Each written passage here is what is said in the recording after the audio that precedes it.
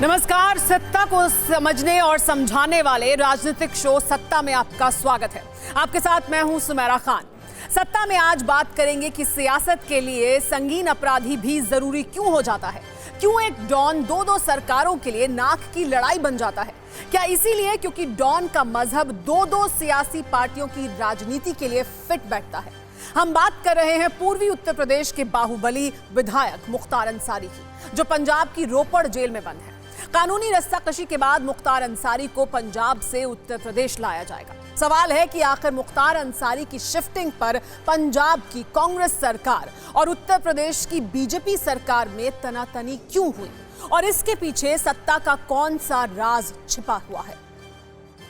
हमारा आज का सवाल भी इसी से जुड़ा हुआ है। क्या सत्ता के लिए मुख्तार जैसे डॉन जरूरी हैं? सवाल एक बार फिर से जान लीजिए। क्या सत्ता के लिए मुख्तार जैसे डॉन जरूरी हैं?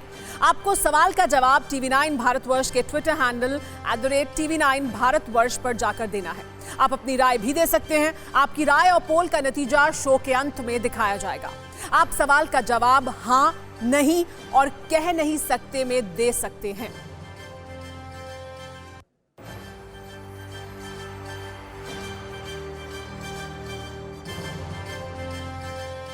दरअसल ये पूरी कहानी शुरू हुई 2019 में, जब पंजाब में एक FIR दर्ज हुई, जिसके आधार पर पंजाब पुलिस मुख्तार अंसारी को यूपी के बांदा जेल में से पंजाब शिफ्ट करने में कामयाब हो गई। ये बड़ा चौंकाने वाला एक्शन था। बहरहाल लंबी कानूनी लड़ाई के बाद सुप्रीम कोर्ट के आदेश पर मुख्तार अंसारी फिर उत्तर प्रदेश की जेल में शिफ्ट होगा, जहां उसकी मुश्किलें बढ़ सकती हैं।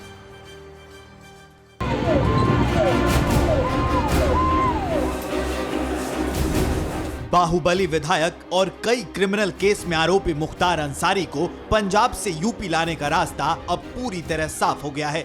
सुप्रीम कोर्ट के आदेश के बाद मुख्तार अंसारी की तमाम बहानेबाजियां बेकार साबित हुई और पंजाब के रोपड़ कोर्ट के पास भी उसे रोकने का कोई कारण नहीं बचा। हालांकि मुख्तार अंसारी ने कोशिशें तो काफी की। व्हील चेयर पर बैठकर मोहाली कोर्ट पहुंचा। कोर्ट में अपनी खराब तबीयत का हवाला दिया, मेडिकल बोर्ड बनाने की याचिका दी, खुद को पंजाब से यूपी के जेल में शिफ्ट नहीं किए जाने की अपील की, मगर मोहाली कोर्ट ने मुख्तार अंसारी की अपील खारिज कर दी। इतना ही नहीं, मोहाली कोर्ट ने रोपड़ जेल अथॉरिटीज को सुप्रीम कोर्ट के निर्देश के मुताबिक ही कार्रवाई करने को कहा है। साथ ही 12 अप्रैल की पेशी भी वीडियो कॉन्फ्रेंसिंग के जरिए कराने के लिए कहा है। कुल मिलाकर यूपी के जेल से बचने के लिए मुख्तार अंसारी के पास अब कोई ऑप्शन नहीं है। पंजाब सरकार ने काफ़ी कोशिशें करी, लेकिन वो जीत उनकी नहीं हुई है और हार होते हुए उनको अब रिलीज ही करना पड़ेगा मुख्तार अंसारी को। मुख्तार अंसारी की मुश्किलें यही खत्म नहीं हुई। बाहुबली विधायक ने मोहाली कोर्ट पहुंचने के लिए जिस बुलेट प्रूफ एम्बुलेंस का इस्तेमाल किया, अब वही एम्बुलेंस उसके लिए गले की फांस बन गई है। दरअसल पंजाब की यूपी नंबर की रजिस्ट्रेशन वाली इस एम्बुलेंस पर मृतक कृष्णानंद राय की पत्नी अलका राय ने सवाल खड़े किए थे। जब इस एम्बुलेंस की जांच की गई तो पता चला कि अंसारी के एम्बुलेंस का रजिस्ट्रेशन यूपी के बाराबंकी का है, मगर बाराबंकी के RTO में एम्बुलेंस का कोई रिकॉर्ड नहीं है। एम्बुलेंस के लिए एक महिला डॉक्टर के नाम पते का इस्तेमाल था। एम्बुलेंस के रजिस्ट्रेशन में बाराबंकी के हॉस्पिटल और डॉक्टर का नाम था। डॉक्टर ने कहा अंसारी के कहने पर ही एम्बुलेंस के दस्तावेज तैयार हुए थे। हम लोगों को था कि हाँ भाई, हमारे हॉस्पिटल के नाम पे वो एम्बुलेंस अपने लिए वो खरीद रहे हैं, तो ऐसा हमारे संज्ञान में था। लेकिन उसके बाद उसका क्या हुआ, हमें कोई जानकारी नहीं। कहना गलत नहीं होगा कि पंजाब की जेल में बैठकर अब तक कानूनी फंदों से बच रहे मुख्तार अंसारी के लिए यूपी पुलिस नए फंदे तैयार करने में जुटी है। अब इंतजार बस इस बात का है कि अंसारी पंजाब से यूपी कब तक आता है। मुख्तार को पंजाब से उत्तर प्रदेश लाने के लिए कानूनी लड़ाई चल रही है। आपके लिए जानना जरूरी है कि कोर्ट में मुख्तार के बचाव में पंजाब के जेल प्रशासन ने क्या तर्क दिए। मुख्तार अंसारी की खराब सेहत का हवाला दिया गया। मुख्तार अंसारी को बैक पेन है, हाई शुगर लेवल है, डॉक्टर ने लंबी यात्रा नहीं करने की सलाह दी है। ये तमाम तर्क दिए गए। इसके अलावा कोर्ट में पंजाब सरकार और उत्तर प्रदेश सरकार के बीच जमकर कानूनी दांवपेच हुए। आपको बताते हैं कि मुख्तार को यूपी लाने के लिए योगी सरकार की तरफ से क्या तर्क दिए गए और मुख्तार को बचाने के लिए पंजाब सरकार ने क्या तर्क दिए। यूपी सरकार ने यह कहा कि पंजाब सरकार मुख्तार का यूपी ट्रांसफर करे। मुख्तार बीमार हैं, हत्याकांड में ठोस सबूत हैं, एनकाउंटर का भय भी है। 10 संगीन मामलों में सुनवाई चल रही है। यूपी की जेल में खतरा हो सकता है, ये तर्क दिया गया। इसके अलावा आपको ये भी बता देते हैं कि आपके मन में ये सवाल आ रहा होगा कि यूपी का माफिया मुख्तार अंसारी कैसे यूपी में योगी सरकार बनने के 2 साल बाद कांग्रेस की सरकार वाली पंजाब की जेल में पहुंच गया। 2019 में मुख्तार को पंजाब ले जाया गया था। आइए आपको ग्राफिक्स के जरिए बताते हैं। रंगदारी के मामले में पंजाब पुलिस लेकर गई थी पंजाब, तो 2019 में मुख्तार को पंजाब ले जाया गया। रंगदारी का एक मामला था जिसमें पंजाब पुलिस लेकर गई मुख्तार अंसारी को यूपी से पंजाब। पंजाब के कारोबारी ने आरोप लगाया था मुख्तार अंसारी पर रंगदारी मांगने का। एक इस तरह की एफआईआर दर्ज हुई थी। मुख्तार अंसारी पर धमकी और रंगदारी मांगने का आरोप पंजाब में लगा था और उसके बाद पंजाब पुलिस यूपी से मुख्तार अंसारी को पंजाब ले गई, जहां से अब वापस लाने की कोशिश की जा रही है यूपी सरकार द्वारा, ताकि पंजाब से वापस मुख्तार अंसारी को यूपी लाया जाए। मुख्तार अंसारी मऊ से विधायक हैं, लेकिन उसके गुनाहों की फहरिस्त बहुत लंबी है। आपके लिए यह जानना भी जरूरी है कि मुख्तार अंसारी की क्राइम कुंडली में कौन कौन से गुनाह दर्ज हैं। मुख्तार अंसारी पर 40 से ज्यादा केस हैं। पहला केस साल 1988 में दर्ज हुआ था। 1997 में वाराणसी में कोयला कारोबारी की हत्या का आरोप लगा। 2005 में मऊ में दंगा भड़काने का आरोप भी है। 2005 में बीजेपी नेता की हत्या का आरोप है।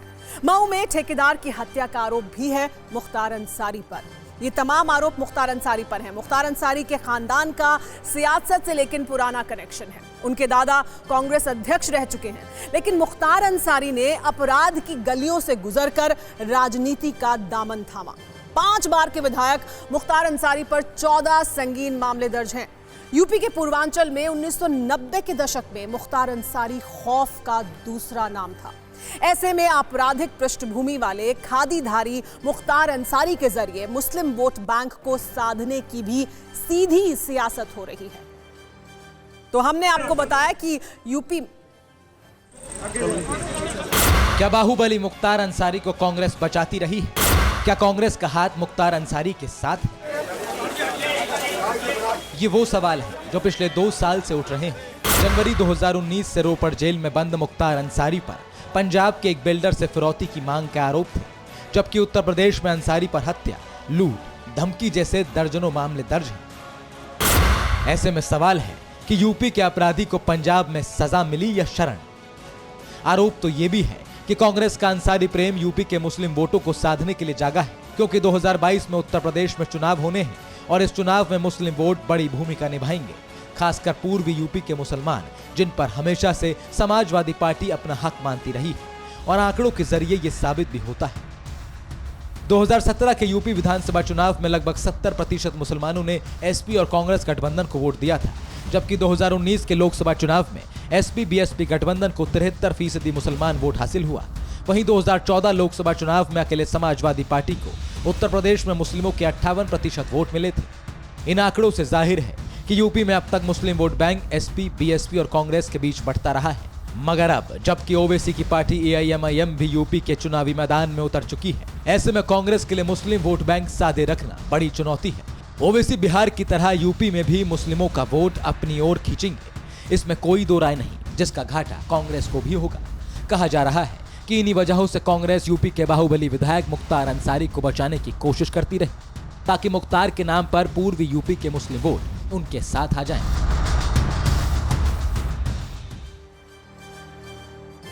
तो हमने आपको बताया कि यूपी में मुस्लिम वोट बैंक के प्रमुख दावेदार कौन कौन हैं। अब हम आपको बताते हैं कि पिछले चुनावों में मुस्लिम वोटरों का वोटिंग पैटर्न दरअसल क्या रहा है, यानी मुस्लिम वोटरों की पसंद कौन सी पार्टी रही। सबसे पहले बात लोकसभा चुनाव 2019 की करते हैं। 2019 लोकसभा चुनाव के लिए आइए आपको बताते हैं ग्राफिक्स बिग वॉल के जरिए। समाजवादी और बहुजन समाज पार्टी का जो गठबंधन था उसे 73% वोट मिला था, यानी सबसे ज्यादा वोट यहां गया था। कांग्रेस पार्टी को 14% वोट मिला था, बीजेपी को 8% और अन्य के खाते में 5% वोट गया था। 2019 के लोकसभा चुनाव में एसपी बीएसपी के पास गया था सबसे बड़ा वोट शेयर 73% मुस्लिम वोटों का। इसके बाद 2014 की अगर बात करें तो यहां पर 2014 के लोकसभा चुनाव में बीएसपी को 18%, समाजवादी पार्टी को 58%, कांग्रेस को 11%, बीजेपी को 10% और अन्य के खाते में 3% वोट गया। तो यहां सबसे ज्यादा समाजवादी पार्टी के पास गया था 58% मुस्लिम वोट और उसके बाद बीएसपी के पास 18%, तो कांग्रेस को 11% ही वोट मिला था मुसलमानों का। योगी आदित्यनाथ जब गोरखपुर से सांसद थे तो गोरखनाथ मंदिर के महंत थे। तभी से उनकी हिंदू युवा वाहिनी और मुख्तार के गुर्गों के बीच पूर्वांचल में अदावत रही थी। आज जब योगी सीएम हैं तो सवाल उठते हैं कि क्या उसी अदावत को आगे ले जाते हुए यूपी सरकार मुख्तार को पंजाब से यूपी लाना चाहती है? इस सवाल का जवाब हम नहीं जानते, लेकिन हम आपको यह जरूर बताएंगे कि पूर्वांचल की राजनीति में मुख्तार का रुतबा क्या है और क्यों योगी के विरोधी और विपक्षी पार्टियां दागदार मुख्तार अंसारी के साथ हाथ मिलाने को बेताब रहती हैं। पूर्वांचल की सत्ता का समीकरण क्या है और इस समीकरण में मुख्तार क्यों जरूरी है, आप भी समझिए। तीसरी बार लगभग 1.5 लाख मतों से मैं गोरखपुर से चुनकर के आया हूं। मुझे जिस प्रकार से राजनीतिक पूर्वाग्रह का शिकार बनाया जा रहा है, मैं केवल आपसे अनुरोध करने के लिए आया हूं, क्या मैं इस सदन का सदस्य हूं या नहीं हूं, और क्या सदन मुझे संरक्षण दे पाएगा या नहीं दे पाएगा। साल 2007 की यह तस्वीर उस वक्त की राजनीति में मुख्तार अंसारी के रसूख की कहानी कहती है। पूर्वांचल में दंगों के बाद योगी आदित्यनाथ मऊ जा रहे थे, लेकिन पुलिस ने उन्हें रास्ते में ही गिरफ्तार कर लिया। वहीं दूसरी तरफ मऊ के जिन इलाकों में दंगा हुआ, वहां मुख्तार अंसारी खुली जीप में घूम रहा था। आरोप लगा था कि मुख्तार के खास लोग इन दंगों में शामिल थे। हालांकि तब पुलिस और प्रशासन मुख्तार के साथ था। आज वही मुख्तार अंसारी फिर एक बार यूपी की राजनीति के केंद्र में है। इस बार योगी सरकार मुख्तार को उसके अपराधों की सजा दिलाने के लिए पंजाब से यूपी लाने की तैयारी में है। तो कांग्रेस की पंजाब सरकार पर मुख्तार को बचाने का आरोप है। सवाल यह है कि आखिर मुख्तार जैसे दागदार शख्स के साथ कांग्रेस क्यों खड़ी दिख रही है? इस सवाल का जवाब उत्तर प्रदेश की राजनीति और पूर्वांचल मुख्तार और उसके परिवार के दबदबे में है। पहले आपको ये बताते हैं कि यूपी की राजनीति में पूर्वांचल की क्या अहमियत है। दरअसल पूर्वांचल के 28 जिलों में विधानसभा की 164 सीटें हैं। 2017 विधानसभा चुनाव में बीजेपी को 164 में से 115 सीटें मिली। 2012 विधानसभा चुनाव में समाजवादी पार्टी ने 102 सीटें जीती। 2007 विधानसभा में बीएसपी ने 85 सीटें जीती। यानी जिस दल को पूर्वांचल में ज्यादा सीटें मिली, उसके लिए लखनऊ का रास्ता आसान हो गया। कांग्रेस पूर्वांचल की इस ताकत को बखूबी जानती है, इसलिए कांग्रेस की नजर पूर्वांचल पर है। कांग्रेस पूर्वांचल को कितना तवज्जो दे रही है, इसका अंदाजा इसी बात से लगाया जा सकता है कि 2019 में लोकसभा चुनाव में प्रियंका गांधी को पूर्वांचल का प्रभारी बनाया गया था। उत्तर प्रदेश में पंचायत चुनाव से पहले भी प्रियंका गांधी पूर्वांचल से चुनाव अभियान की शुरुआत करने वाली है। उत्तर प्रदेश में कमजोर कांग्रेस को शायद भरोसा है कि अगर मुख्तार का साथ मिले तो वो 2022 विधानसभा चुनाव में पूर्वांचल में अपने पैरों पर खड़ी हो सकती है। कांग्रेस के मुख्तार प्रेम की दूसरी बड़ी वजह यूपी का मुस्लिम वोट बैंक है। यूपी की आबादी में करीब 20% मुसलमान हैं। यूपी में 73 विधानसभा सीटों पर मुस्लिम वोट 30% से ज्यादा है। 70 विधानसभा सीट पर मुस्लिम वोट 20 से 30% है। यानी उत्तर प्रदेश की 143 विधानसभा सीटों पर मुस्लिम वोट बेहद असरदार है।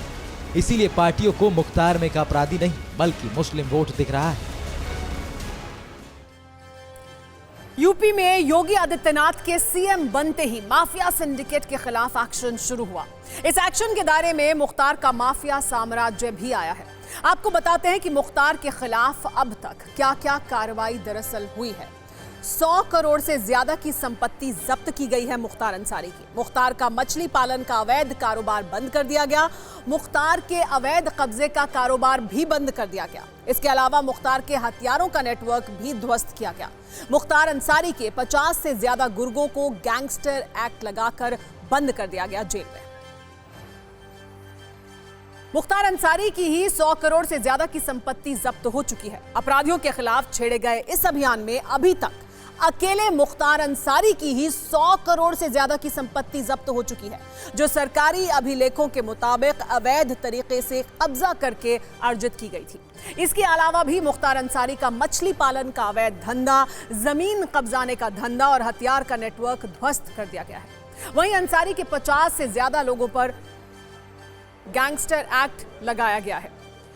लेकिन कांग्रेस मुख्तार के भरोसे उत्तर प्रदेश में मुसलमानों का वोट हासिल करना चाहती है।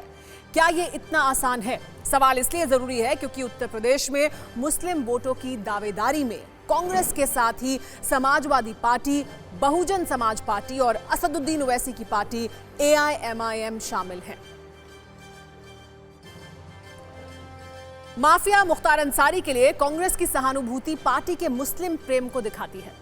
यही मुस्लिम प्रेम कांग्रेस की दोहरी सियासत को एक्सपोज करता है।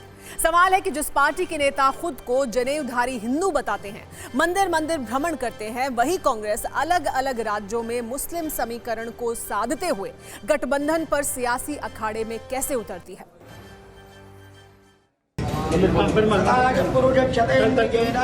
कभी तिलक और टीका, कभी मंदिर में पूजा पाठ,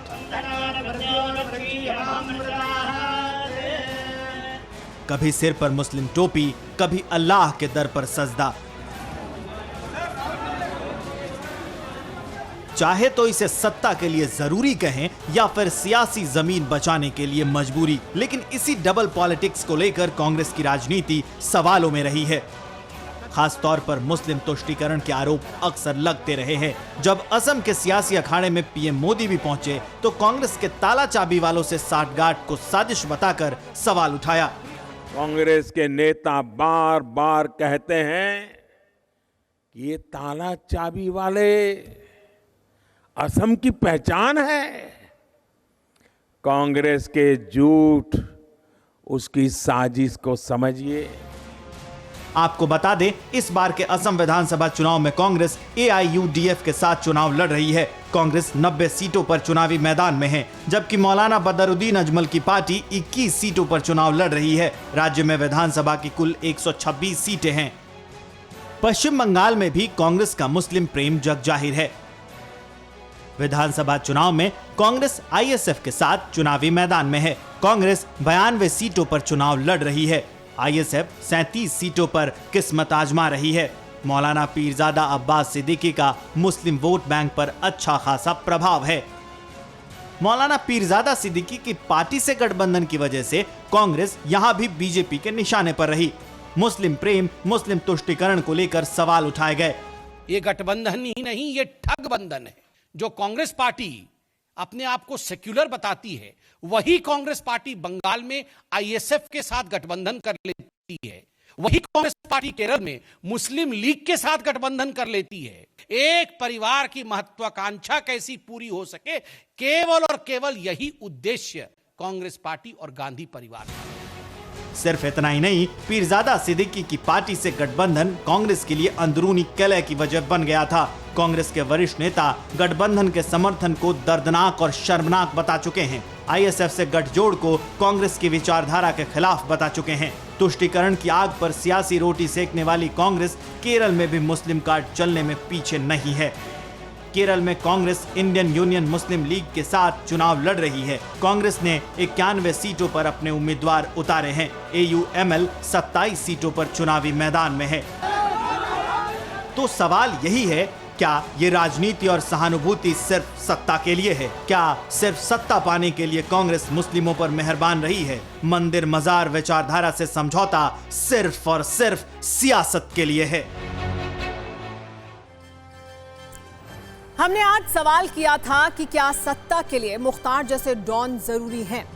इस सवाल के जवाब में सैकड़ों लोगों ने वोट किया और बड़ी संख्या में हमें जो वोट मिले उसके आधार पर हम आपको बताएं, हाँ कह रहे हैं 27% लोग, नहीं कह रहे हैं 69% लोग और पता नहीं कह रहे हैं 4% लोग। जरूरी नहीं है, यानी बड़ी संख्या में लोग मानते हैं, लेकिन सत्ता की हकीकत यह है कि मुख्तार जैसे डॉन सत्ता के लिए, सत्ताधारी पार्टियों के लिए बहुत ज्यादा जरूरी हैं।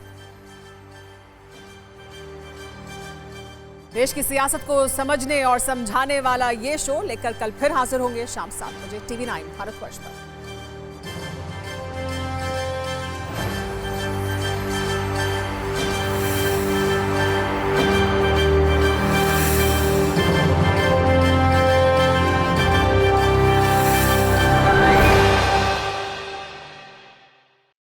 फिक्र आपकी, सोमवार से शुक्रवार रात 9 बजे सिर्फ TV9 भारतवर्ष पर।